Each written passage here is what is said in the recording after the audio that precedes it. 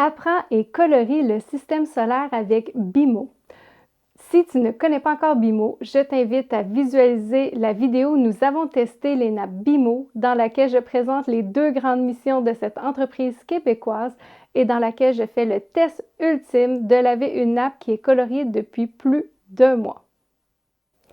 Dans cette vidéo-ci, je te présente le modèle des planètes et je te présente aussi les connaissances que tu peux travailler à partir de cette nappe et je vais te donner aussi des exemples d'utilisation pédagogique qu'on peut faire à partir de la petite enfance jusqu'au secondaire.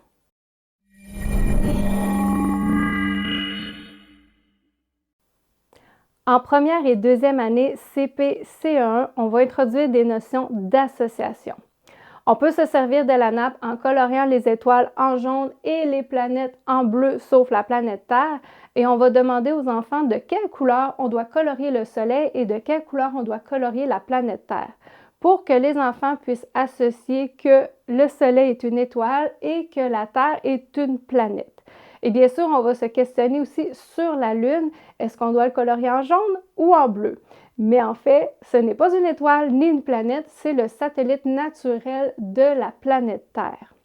Et à ce niveau-là, parfois aussi, on va introduire l'ordre des planètes à partir du Soleil.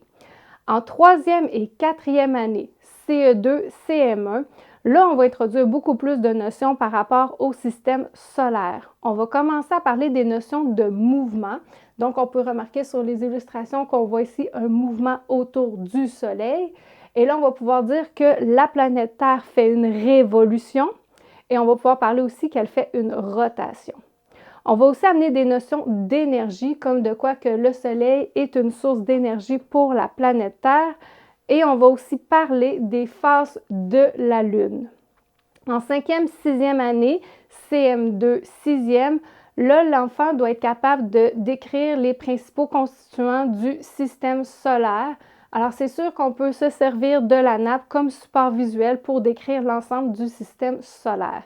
Et au secondaire, on va amener des notions par rapport à la composition de la Terre parce que l'enfant doit être capable de décrire les trois parties principales de la structure interne de la Terre qui sont la croûte, le manteau et le noyau interne.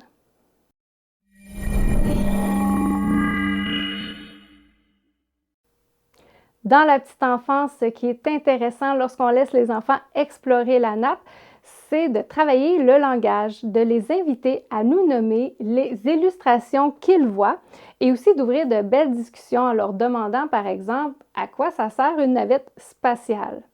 Du primaire au secondaire, ce qui peut être très pertinent, c'est de travailler avec la nappe comme amorce ou comme réinvestissement des connaissances pour aller vérifier les connaissances des enfants.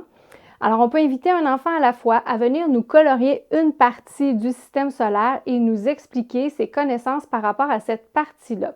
Bien sûr, les explications et le vocabulaire vont se complexifier à la fin du primaire et au secondaire.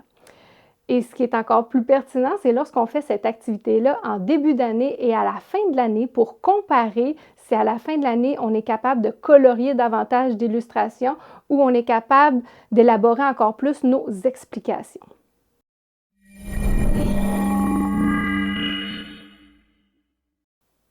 Mais ce qui est vraiment important, c'est de s'amuser en apprenant. Donc, on peut aussi laisser aller notre imagination et même créer des jeux à partir de la nappe des planètes. Si tu veux te procurer toi aussi une nappe BIMO, je t'invite à cliquer sous la vidéo sur le plus et dans la description, tu auras tous les liens pour te procurer une nappe qui est près de chez toi. Si tu as aimé la vidéo, je t'invite à cliquer sur le pouce en l'air et à t'abonner à ma chaîne.